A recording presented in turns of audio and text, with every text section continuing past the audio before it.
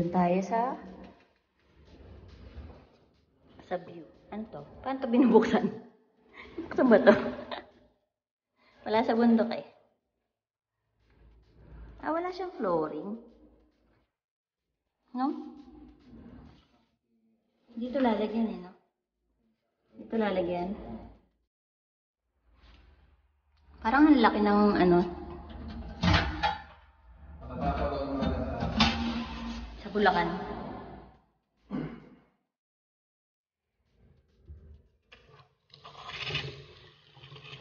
May tubig naman. Saksakan ng bakante.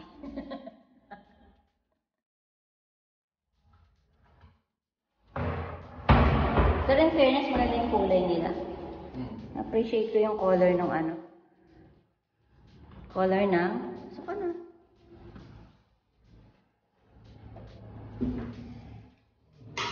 Toilet. Nasa harap ng toilet seat yung toilet paper.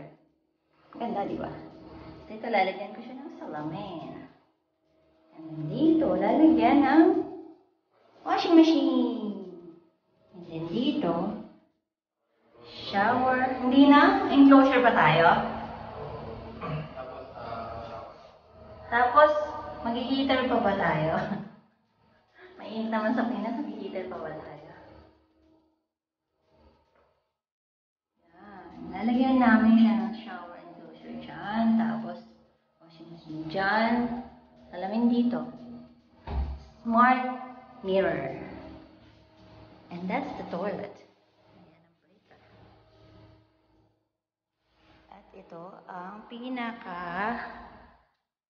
house area. Meron siyang provision for partition.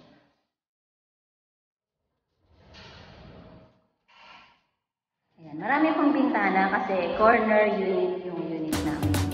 So marami siyang bintana. And then pwede siyang lagyan ng hook light. Ayun, may smoke detector. And may water sprinkler. At may bumili. Ayan, bintana. Ayan, hindi pa sila tapos. And then,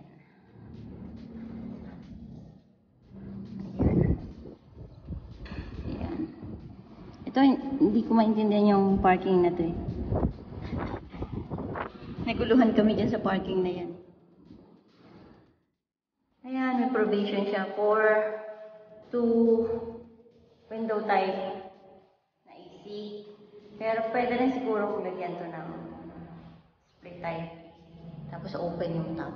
Kasi itong area, yan ang area na yan, ang magiging bedroom.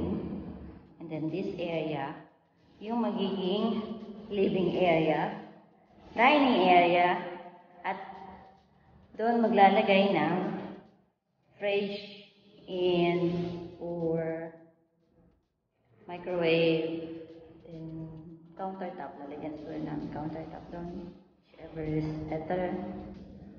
Yun na. Cabinet, ideally L-shape. Cabinet? L-shape. Here. Oo. And then magkakaroon ng shelf dito para may paglalagay yung microwave. No? Yung range hood or whatever.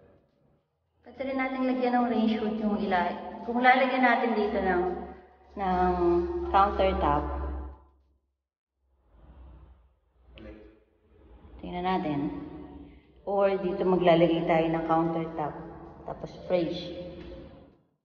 Ano, parang masikip, no? Pero malamang dito na tayo maglalagay. Yung napansin lang natin, they are not allowing us to have a gas range. Bakit naglagay pa sila ng butas na ganun? Para saan yan? Hose, para sa LPG. Oo.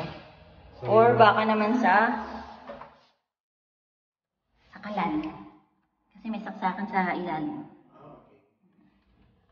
So, kung maglalagay sila dito, ang tataka lang ako, bakit ang daming saksakan? Mga saksakan sila ng pangit. Hindi naman.